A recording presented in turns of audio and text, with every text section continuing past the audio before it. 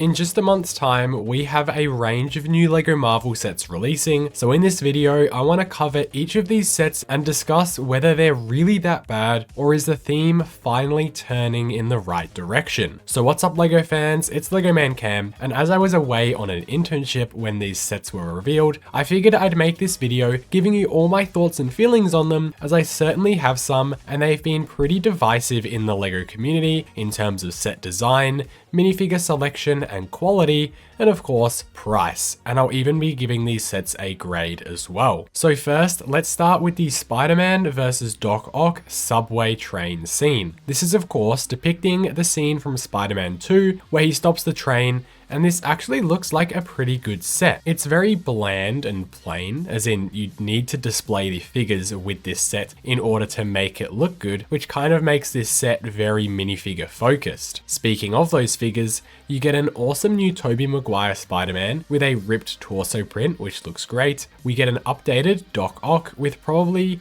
the coolest looking arms we've seen yet. There's then Omni-Man himself, and he looks exactly like you'd expect, as it seems he's been shopping at the same suit store that Michael Scott and Professor X went to. There's then Aunt May, who's just kind of there, holding onto the train like a gangster. Overall, as someone who's not like a die-hard Tobey Maguire Spider-Man fan, this set is alright, but I think $55 is far too much, since it's literally just a train carriage and seems more like an 18+ collector set rather than a play set, as there's really not a lot that you can do here other than pose those figures. So for me, this set gets a solid B. Next we have the Iron Man and War Machine vs Hammer Drones for $23, and this set is acceptable. The two figures look nice, it's always good to get War Machine, and the two drones actually look cool in my opinion. I like the two color variations that we get, but I ultimately just don't really see why LEGO made this set. It's just kind of okay. There's no special minifigures or crazy builds, and I don't think the price is too egregious here either, but it's just not that interesting, so I'm gonna give this one a C+.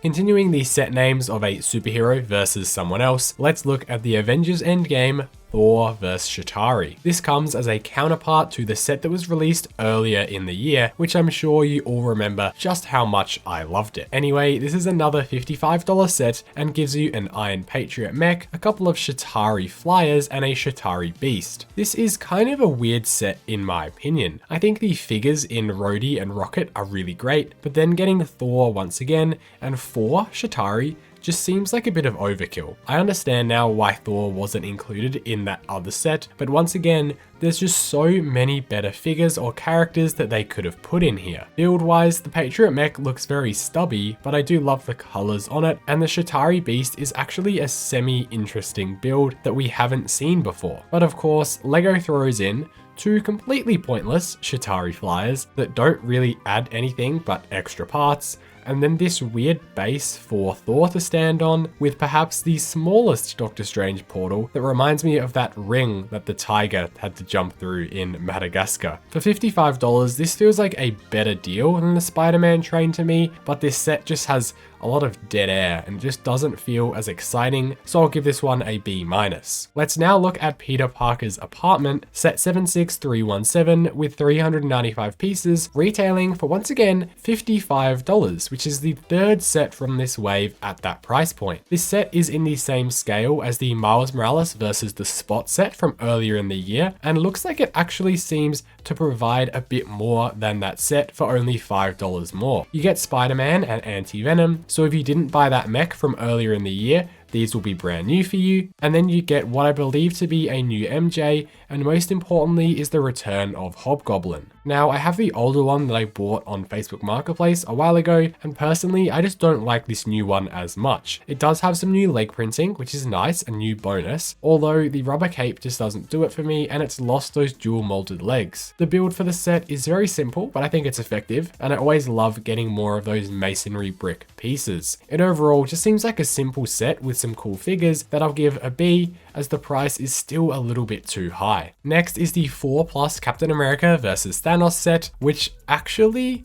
looks not insanely terrible for a 4+ set. Thanos riding a giant Infinity Gauntlet is pretty funny to me, and the Captain America jet actually looks like well-rounded and a decent build for a 4+ set, but this one is $40, so it's like 100% overpriced. So I'm going to give this set a C-. The second to last set from this wave is the $130 Avengers Age of Ultron Quinjet, a set that from the outside looks incredibly sleek. You get 5 minifigures with Hawkeye and Black Widow being pretty lackluster, but a nice Iron Man and Ultron too. Best of all though is the Quicksilver, who looks really nice with an all new design. The Quinjet though is the highlight of the set and looks so clean. All of the curves and the angles come together perfectly, and it balances that tiled off versus studded ratio, which often goes unnoticed. The stand the set comes with actually has a really great purpose, giving you action poses for the minifigures, and it seems like you can get some really dynamic poses for the jet itself too. The price once again though is high, but it's not at a ridiculous price like a lot of other themes these days, so I'm going to give this one an A-. The last set to look at is arguably the most anticipated from the leaked names, which was until we saw the set. This is the SpiderMan versus Oscorp, or more or less just the much anticipated Oscorp Tower. This set is very odd to me. We've been wanting an Oscorp Tower for the longest time, and LEGO has finally made it, but only about 50% of this set is actually dedicated to the tower, with the rest being Eddie Brock's apartment, a motorbike, a piece of street with a bin, and then a jewelry shop as well. All of these add-on builds are fine, they're passable, but I just wish we could have seen a bigger and more complex single Oscorp tower. Regardless, Oscorp itself actually looks cool for this scale and being a playset rather than an 18+ model like the Daily Bugle. There's some huge stickers on the front, but I think they add some nice detail, and overall the color scheme works really well. We then move over to the minifigure department, where we get a reused Spider-Man, Miles Morales, Gwen Stacy, and Sydney Sweeney.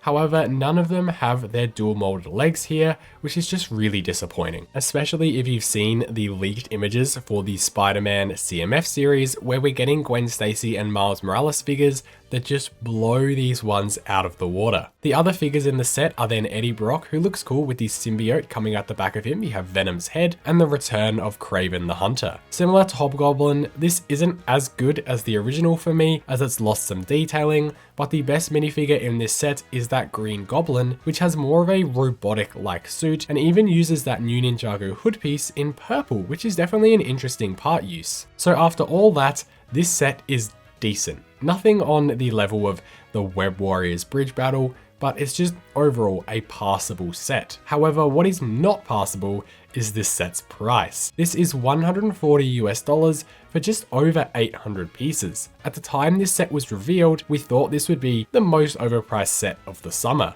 But of course, we now have Star Wars to thank for that. Otherwise, this price is just far too high. I can see some bigger pieces in the build, but the figure quality and overall product itself does not warrant $140, so I'll be giving this a B- as well. So with that, those are all the new sets, and honestly, I'm just a little bit disappointed. I'm not saying these are bad sets, like at least the ideas are fresh, and mostly these are things that we've never seen from LEGO Marvel before, and they even bring back some much desired characters like Kraven and Hobgoblin, but all the builds just feel so minimal other than the Quinjet, with the minifigures almost all lacking key details that they've had in the past, so there's seriously no reason why they should be omitted here. I genuinely think this wave is a step in the right direction, but it just baffles me how these sets are objectively losing details that they had like 10 years ago. Sadly now, these sets don't even look like that bad of a deal now compared to those new Star Wars ones. I would love to know your thoughts on these sets though in the comments below, and please subscribe to help us reach our goal of 40,000 if you'd like me to pick up some of these sets come August 1st.